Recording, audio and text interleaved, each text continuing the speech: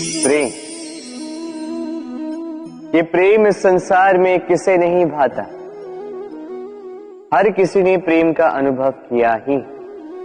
हर कोई जानता है ये प्रेम कितना सुंदर है, क्यों ना?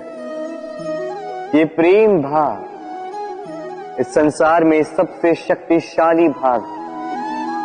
अब हर शक्ति के साथ आते हैं कुछ उत्तरदायित्व। अब जैसे ही ये उत्तरदायित्व तो हमारे जीवन में आते हैं, हम सर्वप्रथम प्रेम को भूल जाते हैं। फिर हमें ये प्रेम ये बोझ लगने लगता है। किंतु इस संसार का सत्य तो यही, हर प्रसन्नता के साथ उत्तरदायित्व आएंगे जिसका पालन हमें करना ही होगा। अब यदि मैं आपको उदाहरण दूं, आपके बगीचे में आप चाहते हैं कि एक सुंदर सा पुष्पों से भरा हुआ वृक्ष आए, तो सर्वप्रथम उसके लिए आपको जल और धूप का आयोजन करना होगा। उसके जड़ों पर दीमक ना लगे ये आपको सुनिश्चित करना होगा। उसके आसपास उगी खरपतवार वो आपको हटानी होगी। उसी के पश्चात तो आपके उस बगीचे में वो सुंदर पुष्पों से भरा वृक्ष आएगा। क्यों? इसी प्रकार होता है प्रेम भी। सर्वप्रथम आपको इसमें समर्पण का खाद जल डालना होगा। अविश्वास और संदेह, इसकी खरपतवार आपको हटानी होगी और विश्वास की ये जड़ें कभी ना दुर्बल पड़े ये आपको सुनिश्चित करना होगा। उसी के पश्चात प्रेम का वास्तविक सुख आप अनुभव कर पाएंगे। राधे राधे। प्रेम, प्रेम क्या है सभी जानते हैं। सामान्य रूप से ये प्रेम आकर्षण से प्रारंभ होता है और इसमें कुछ भी बुरा नहीं है। महत्वपूर्ण बात यह है कि इस प्रेम का लक्ष्य क्या है।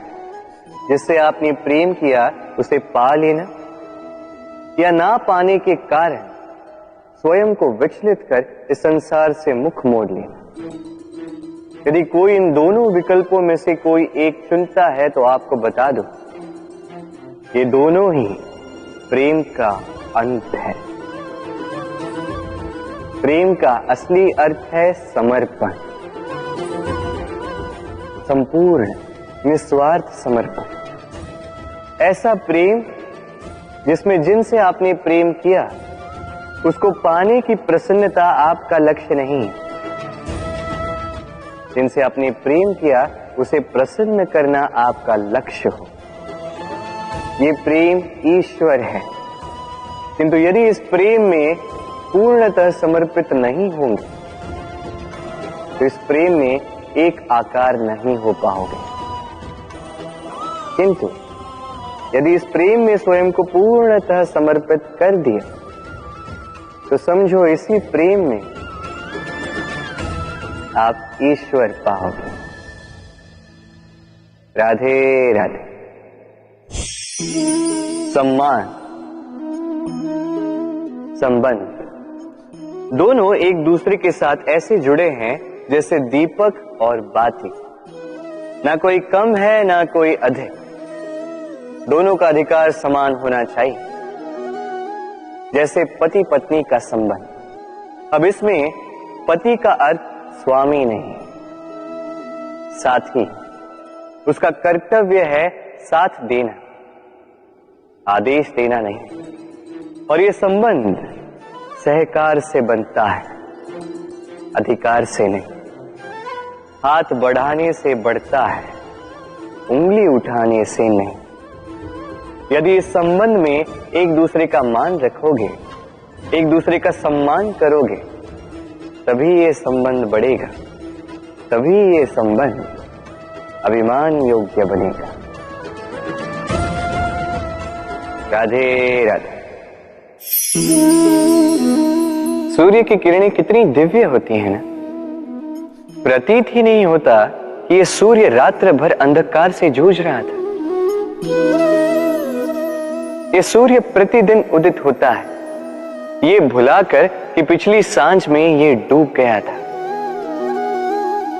फिर से उदित होता है, सारे संसार को प्रकाश देता है। यही अंतर है हम में और सूर्य में। सूर्य बीती को बिसार कर आगे बढ़ता है, हम प्रतिदिन भोर में उठते हैं, वही पुरानी बातों को साथ लेकर चलते हैं, उसी कड़वाहट में स्वयं को लपेट लेते हैं। अब यही बीती बातों की श्रृंखला हमें जीवन में आगे बढ़ने ही नहीं देती। देखिए, यही जीवन है। भूल सबसे होती है, अपयश सबको मिलता है, सबकी यात्रा में असफलता लिखी है, सभी बुरे दिन देखते हैं। किंतु इन सारी बातों को भुलाकर जब जीवन में आगे बढ़ोगे, तभी तो इस संसार में, इस आकाश में सूर्य बनकर चमकोगे, तभी तो इस संसार को प्रकाश दोगे। इसलिए प्रतिदिन जागिए, एक नए जन्म के साथ, एक नए उत्साह के साथ, एक नए लक्ष्य के साथ, क्योंकि ये बीती बातें आपको पीड़ा देने के लिए नहीं, केवल शिक्षा देने के लिए होती हैं। राधे राधे। नवरात्रि का पर्व आरंभ हो चुका है और ये पर्व अत्यंत भव्य है, क्योंकि ये पर्व जगत माता से जुड़ा है। मां कितना छोटा सा शब्द है, किंतु ठीक से देखो तो समस्त संसार इसी शब्द में समा है। मां जो अपनी संतान के लिए हर संभव प्रयास करती है, कुछ भी करने के लिए सज्ज रहती है। मां जिसका सबसे बड़ा गुण निश्चलता, मन में ना कोई पूर्वाग्रह, ना कोई भेदभाव, ना कोई छल कपट, और इतनी भोली होती है मां। संतान भले ही झूठा रो दे, मां को लगता है कि कदाचित वास्तव में भूख लगी होगी। मां चाहे जन्म देने वाली हो, चाहे पालने वाली, स्वर्ग, ये स्वर्ग हमें मां के चरणों के नीचे ही प्राप्त होता है। इसी मां को हमारा शत शत प्रणाम। राधे राधे। सहनशीलता मां का दूसरा सबसे बड़ा गुण। कहते हैं कि धरती से अधिक सहनशील और कोई नहीं। उसे खोदने के पश्चात भी धरती हमें फसल देती है, किंतु मां, ये मां धरती से कम सहनशील नहीं। तनिक सोचिए, 9 माह तक संतान को अपनी कोख में रखना, क्या ये सहनशीलता कोई पुरुष दिखा सकता? क्या ये सहनशीलता कोई पिता दिखा सकता है? स्त्री में शील भले, सहनशीलता की परिभाषा उसे मां बनने के पश्चात प्राप्त होती है। स्वयं का अस्तित्व भुलाकर संतान का अस्तित्व बनाती है। शिशु की लात खाकर भी आनंद से उसे दूध पिलाती है। ये होती है मां, और इसी मां जननी को हमारा शत शत प्रणाम। राधे राधे। मां का एक और सबसे महान गुण, स्वयं को ढालने की अद्भुत शक्ति। जिस प्रकार एक मां स्वयं को ढाल सकती है और कोई नहीं कर सकता। मां एक महानदी की भांति है, जिसकी ऊर्जा असीमित है, किंतु अहंकार बिल्कुल नहीं। जिस प्रकार एक नदी ढलान के अनुरूप मुड़ जाती है, उसी प्रकार एक मां अपने संतान के अनुरूप ढल जाती है, चाहे जैसी भी परिस्थिति हो। उसके सोने के समय के अनुरूप स्वयं का सोना, उसके जागने के समय के अनुरूप स्वयं का जगना। संतान की इच्छा का भोजन वो स्वयं का मनपसंद भोजन बना लेती। ये मां का आंचल ही तो है, जो धूप में छाप बनकर आता है, जो शीत में कंबल बनकर आता है। मां ऐसी होती है कि संतान की निद्रा ना टूटे, इसलिए एक करवट सोने का अभ्यास कर लेती, और इतना स्वयं को केवल वही ढाल सकती है जो संतान की ढाल बन सकती है। इसी मां को हमारा शत शत नमन। राधे राधे। मां के दो और सबसे महान गुण, साहस और संबल। साहस ये कि वो अपने संतान के लिए कुछ भी कर सकती, और संबल ये कि वो अपनी संतान को कभी टूटने बिखरने नहीं देगी। तनिक सोचिए, जब भी आपको चोट लगती है, चीख से पूर्व मां का नाम मुख में क्यों आता है? तनिक सोचिए, जब आपको बल की आवश्यकता होती है, साहस की आवश्यकता होती है, आगे आप अपना मार्ग देख रहे हैं जो अत्यंत कठिन प्रतीत हो रहा है, तब मुख से मां की ही शपथ क्यों निकलती? क्योंकि मां ही है जो हमें साहस देती है, मां ही है जो हमें सहारा देती है। मां जानती है कैसे हमारी उंगली पकड़ के हमें चलना सिखाना है। मां ये भी जानती है कि कैसे कान पकड़ के हमें उचित मार्ग पर लाना है। इसी साहसी मां को हमारा शत शत नमन। राधे राधे। कभी आपने सुना है, हिरणी सिंह से बचने के स्थान पर उससे जाके लड़ पड़ी। हिरणी ने सिंह पर आक्रमण कर दिया। कभी सुना है? कभी नहीं। किंतु ऐसा हो सकता है, ऐसा होता भी है, और ये होता तब है जब हिरणी के शावक संकट में हो। जब उन्हें सिंह से प्राणों का संकट हो, तब हिरणी भी आके सिंह से लड़ पड़ती है, उससे भिड़ पड़ती है, क्योंकि वो मां है और मां अपनी संतान के लिए कुछ भी कर सकती है।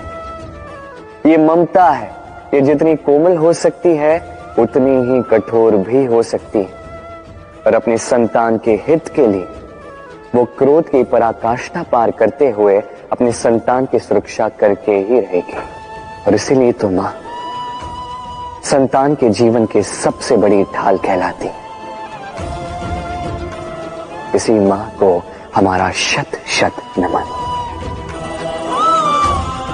राधे राधे। करुणा। करुणा वो भाव है जिससे संसार के सारे भाव जन्म लेते हैं, और ये समस्त संसार ये मां से जन्म लेता है। मां वो व्यक्ति है जो करुणा का सागर है। संतान को देखकर ही समझ जाती है कि उसकी विडंबना क्या है, उसकी आवश्यकता क्या है। संतान के नेत्रों में यदि अश्रु दिखे, वो देखकर ही समझ जाती है कि उसके शरीर के कौन से भाग में उसे चोट लगी है। संतान के बिना कहे मां समझ जाती है कि आज भोजन में संतान क्या खाएगी। ये होती है मां। मां करुणा का सबसे बड़ा रूप है। और आज के युग में मनुष्य जो है, थोड़ा भी आगे क्यों ना निकल जाए, मां को तो पीछे ही छोड़ देता, मां को भूल ही जाता है। ये भूल आप कभी ना करें, कभी ना करें, क्योंकि मां वो करुणा है तो यदि आपके जीवन से चली गई, उसके पश्चात आप जीवन अवश्य जिएंगे, किंतु कभी जीवन जी नहीं पाएंगे। उसके पश्चात आपके जीवन से आपका ये मूल्यांकन, आपके जीवन से करुणा का ये भाव, ये भी आप खो दोगे। आपकी मां सबसे अधिक महत्वपूर्ण है। यदि मां को खो दिया तो समझ लीजिए सब कुछ खो दिया। इसलिए मां को सदैव स्मरण रखिए, सदैव उसे प्रेम दीजिए, और मेरे साथ कहिए राधे राधे।